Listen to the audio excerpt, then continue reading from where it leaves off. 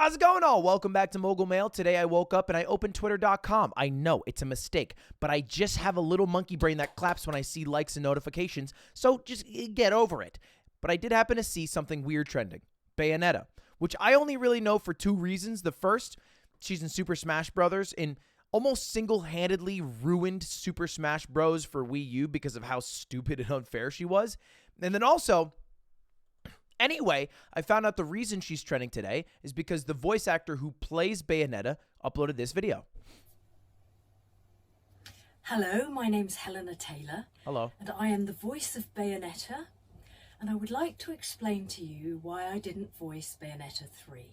So this is the tea. Bayonetta 3 is the third sequel, or the third installment of the franchise, comes out at the end of this month, October 28th. She has been the voice for Bayonetta since it originally came out in 2009 and is no longer working with them. She goes on to explain her pedigree as a voice actor, and then the real tea starts right around here. The final offer to do the whole game as a buyout, a flat rate, was $4,000 US. This is an insult to me. Yeah. The amount of time that I took to work on my talent. And she proceeds to explain that she's just insulted. They offered her $4,000 to voice Bayonetta in Bayonetta 3, a very successful franchise that's in Super Smash Bros. That definitely has a lot more money than they're giving off. She even said in the video that they made $450 million. I don't know how much insight she would have. It seems like an approximation based off sales and not necessarily like a profit loss statement. But they've definitely been a very, very successful video game franchise. You know, even some huge creators are backing up Helena. And she did ask for basically one thing: to boycott Bayonetta 3. That's the whole goal of the video, is she doesn't want people to play it. She doesn't want to try to get paid for it. It's too late. The game comes out in 2 weeks, so they obviously got someone else. But boycott the game and instead support charity, which I think is a really nice statement. I can't act like I will be higher and mightier than thou because I never ever played Bayonetta. So it's not like I am being really strong by boycotting this game. But I do think it's a nice gesture, and clearly a lot of people have also agreed because it has 3.6 million views and 120,000 likes, and it was uploaded just today. So a lot of movement behind this boycott already. Even some major creators tweeting out. It's no secret that voice actors are severely underpaid, but offering $4,000 as a final offer for Bayonetta is depressing. And then also a tweet from Joey the Anime Man, which almost seems like he copied Alpharad. Is this new drama? Hot tea on the timeline? It's no secret that voice actors are underpaid, but the final offer is absolutely insulting. 4K to voice the entirety of Bayonetta 3 is ridiculous. They're both right, though. They are both accurate. They definitely have a lot more money, and this tweet kind of sums it up. Chris Pratt out here making millions for a generic semi-Brooklyn voice for everyone's favorite iconic plumber. Meanwhile, Helena Taylor gets fired and replaced for asking to be paid more than scraps for friggin' Bayonetta. True. Very true and real. And the craziest part about this story is if you don't know the creator of Bayonetta, Hideki Kamiya, whose name I probably butchered, he is wilding out on Twitter. In fact, he's known for wilding out on Twitter. Check it out. He tweets out "sad and deplorable," which just comes straight out of the Trump vocabulary book, about the attitude of untruth. That's what all I can tell now. By the way, beware of my rules. Which is a weird thing to post if you didn't know who this was, but I can explain it to you. Beware of my rules refers to his list of rules when he is fed up with the insects of twitter.com who never read his posts or header pick and just keep posting. Don't post me in other languages other than Japanese. If you break the rules, it means you're a brainless insect and you'll be blocked immediately. Be careful. What are his rules? Well, pretty simple. No repeated questions. No advice. Don't tag me in conversation. Don't request any games that aren't mine. No shit posts. My block button is bigger than ever. And then I clicked on his profile. Oh. He was going off. All right. Well, hey, I got in at the last second there. That's funny.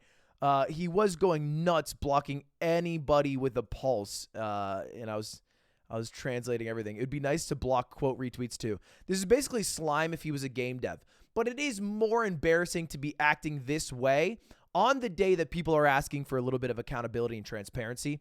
Every other day of the week, if you are blocking everybody on site on Twitter, you're based. I mean, that's how you should navigate the website. All right. 99% of people are brain dead. Today, I think people just want some answers. And Twitter is the place where you can provide those. So we'll see what happens from that. And we'll see if that impacts game sales. I mean, clearly the American audience and the more online audience is aware of this, but like the Japanese fan base aren't really affected. I doubt they will be participating in the boycott, but maybe you guys can. And maybe that makes Helena and the rest of the voice acting industry a little better because they have some problems. It doesn't end there. This is a story from about a month ago, but you guys might have missed it. It's about the voice actor for Mob from Mob Psycho 100. And he posted a video about a month ago. Hi everybody, Kyle McCarley here. You may know me as the English voice of Shigeo Kageyama, aka Mob, in the anime series Mob Psycho 100. I'm making this video to let you know that, well, first of all, in case you weren't aware, there is a third season of Mob Psycho 100 on the way very, very soon. As a fan myself, I was super excited about this. I'm a big fan of the show. I love playing Mob, and I love you guys, the fans. You guys have been incredible over the years. But I'm making this video because I wanted to let you know that there have been talks over the past couple of weeks between the cast of the show and Crunchyroll, who's producing the show, about potentially producing this season of the show on a SAG-AFTRA union contract. And as a result of those conversations, I'm making this video because it's looking very, very likely that I will not be reprising my role as Mob. I know. Now, this is crazy. If you didn't pick it up, basically, he talked to Crunchyroll about reprising his role and doing it through the union, SAG-AFTRA, I believe is what it's called, which is just the Screen Actors Guild union. It's for actors, voice actors, to guarantee better rate, better working conditions, because if you've heard anything about early 1900s Hollywood, it's that they had none of those things. So it's one of the stronger unions in America, and they booted him for talking about the union. He even went on to say that the issue wasn't money. Crunchyroll would pay him the amount that he would receive under a union contract, but he did ask for a union scale to put towards health care coverage, retirement savings, and ensuring benefits, such as not stressing vocal cords from screaming lines for too long. These are things that unions take care of that, if you don't have a union, aren't taken care of. And it's generally more expensive to work with union workers, but you usually have a higher or more talented pool of workers, and the workers in return are treated more fairly and respected more. Collective bargaining power, all that good stuff. But just for talking about wanting to be a part of a union, they just decided not to hire him again, which I think is crazy. Now, Kyle, all he was looking for, he made a whole thread about it, and the video about it was another meeting with Crunchyroll just to try to get his job back because he really liked voicing the role.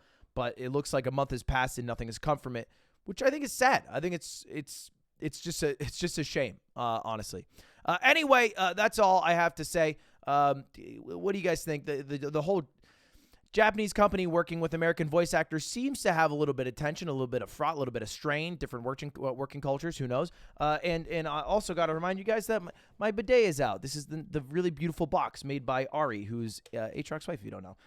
And wow, look at that. It looks beautiful. It's available for sale right now at swipe.live or bidet.gg. Oh my God, how excited. Is the website available? Oh my God, it is. It is. Go check it out right now. See you later. Goodbye. Thanks for watching.